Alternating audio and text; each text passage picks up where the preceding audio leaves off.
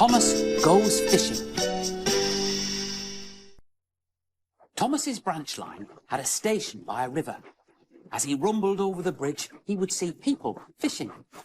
Thomas thought it would be lovely to stop by the river. Every time he met another engine, he would say, "I want to fish."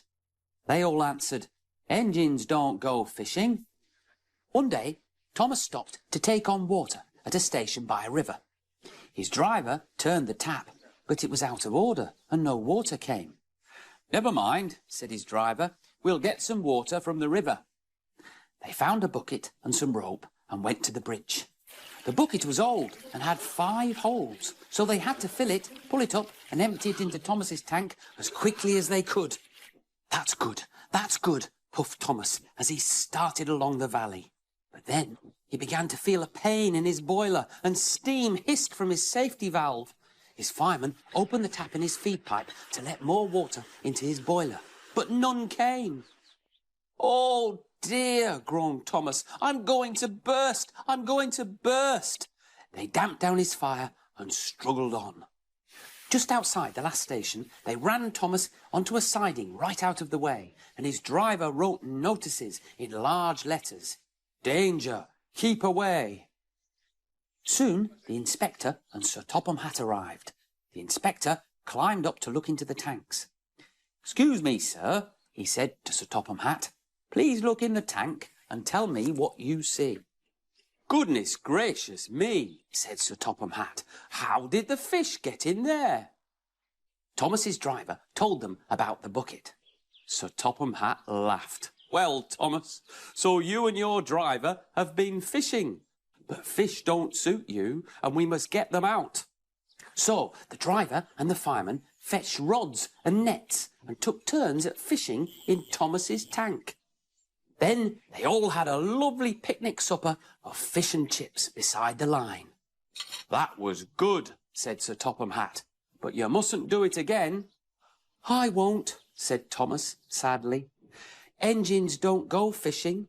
It's too uncomfortable."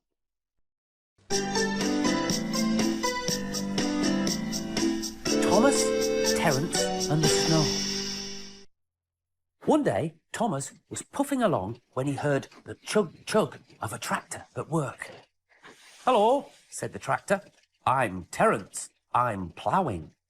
"I'm Thomas," said Thomas. "What ugly wheels you've got." "They're not ugly. They're caterpillars," said Terence. "I can go anywhere. I don't need rails." Winter came, and with it, dark, heavy clouds full of snow. "Pah! Snow is silly soft stuff," said Thomas. "It won't stop me." But soon the rails were 2 dark lines standing out in the white snow. "We're going to fix your snowplough on, and I want no nonsense, please," said Thomas's driver. But they couldn't make it fit properly. Next morning, Thomas's driver was anxious. "The snow's not bad here," he said to the fireman, "but it's sure to be deep in the valley." Thomas entered a tunnel. At the other end, he saw a heap of snow fallen from the sides of the cutting. "Silly old snow," said Thomas, and he charged it. Whoosh! Thomas was stuck in the drift. More snow fell and piled up around him until Thomas was nearly buried. "I shall have to stop here till I'm frozen," said Thomas. "What a silly engine I am." Bertie the bus came to pick up the passengers.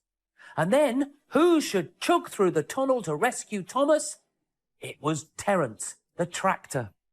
"Thank you, Terence. Your caterpillars are splendid," said Thomas gratefully.